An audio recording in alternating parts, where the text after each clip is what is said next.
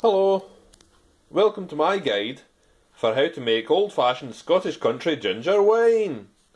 Here are the things you will need. You will need one big pot, a funnel, ginger wine essence from the co-op if all the old people have not got in there first before you, a kettle full of boiled water, 6 pints.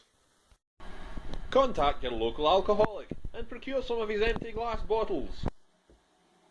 Here's some bars ones. There's some Mickey Fins. That was wine. Enough white granulated sugar to rot any remaining teeth that your family may have. About 1.6 kilograms. Novelty labels. Here's mine from last year. Come on!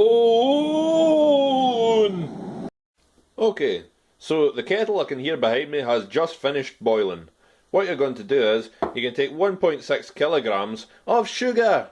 Now, you can take your time and measure it and be all precise about it, but if you look on the side of the packet, somewhere it's right there, it says 1 kilogram. So there we go.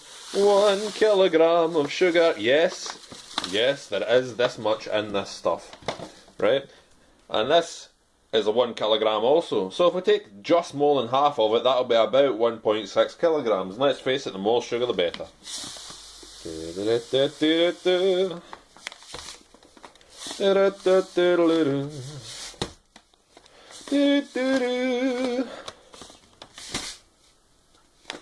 bit more. Okay, now you can add 6 pints of boiling water.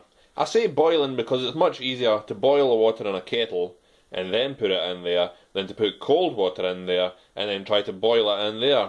You're just wasting electricity or gas if you have that still. Anyway, right, so what you're going to do is you're going to measure 6 pints of the boiling water using your best measuring jug, which is safe for hot temperatures.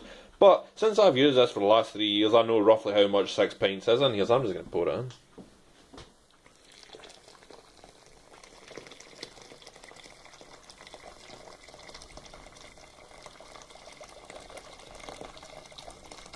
Kettle, you better have 6 pints in you.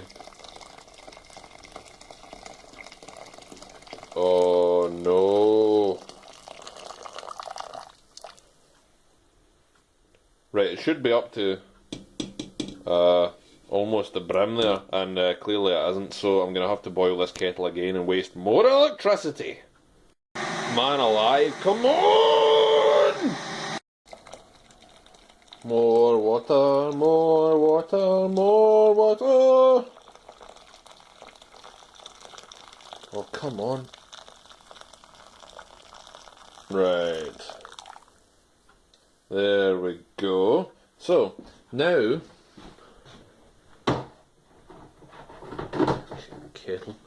Right, so, now that you have what is essentially a pot full of sugar, which is boiling, you're just going to turn that onto the heat, and using your best Mrs. Brown's, not Mrs. Brown's, boys, Mrs. Brown's button Ben wooden spoon, you're going to put that in and you're just going to stir it, which feels like stirring well, actually it feels like stirring a mountain of sugar in boiling water. But oddly satisfying, more satisfying than you'd actually think it is. Seriously, you should have a fan club for this kind of thing. I mean, look at it. There you go.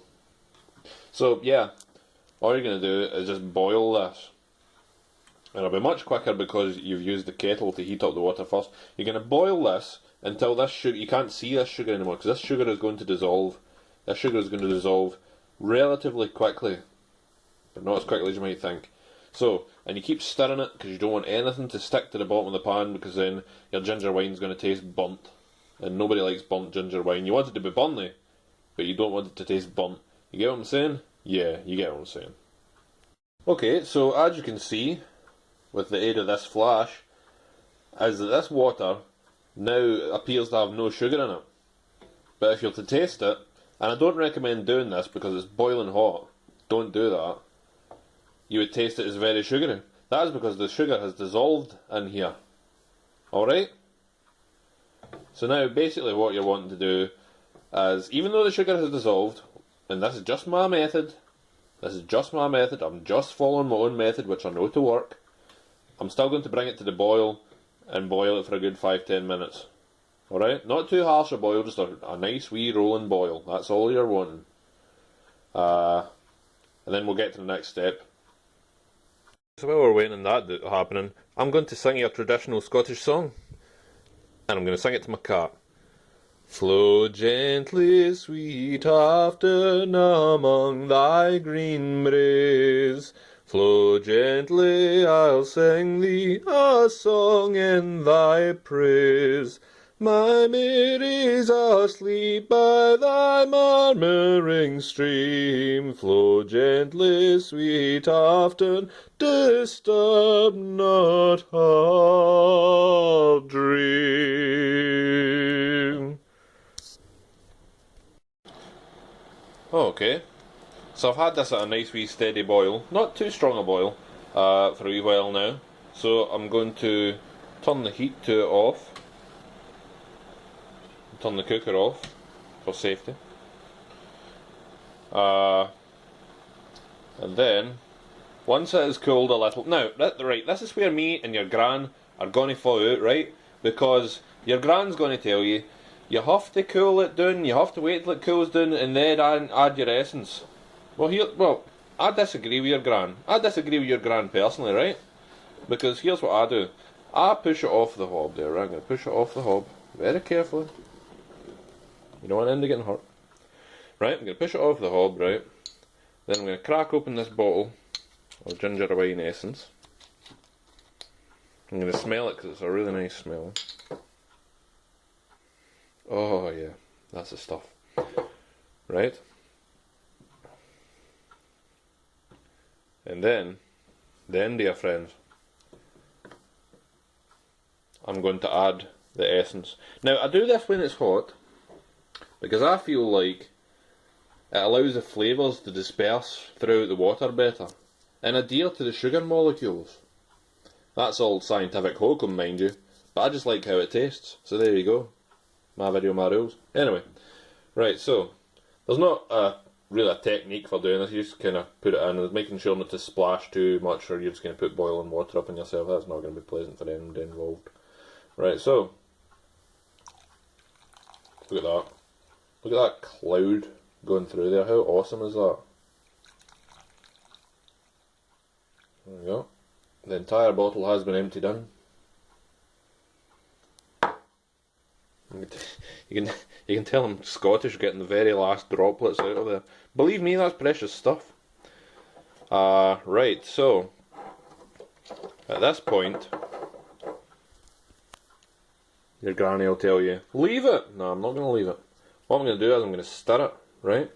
I'm going to stir it and get all that lovely, lovely spicy flavour through it. Not too much. You don't stir it too much. You don't want to over stir it.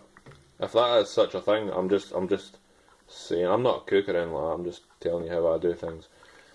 Anyway, right, there we go. There we have it. So there, what you have essentially is extremely hot ginger wine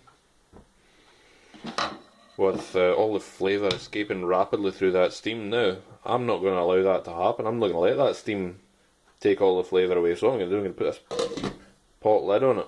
Then you can just get this little bit of here, getting all the heat out of it, right? But all that liquid's going to stay in there, and it's going to be lovely. So all you have to do is wait for it to cool down. Now, I'm not going to show you a video of this because it's a very boring procedure. But basically, all you have to do is you wait for that to cool down.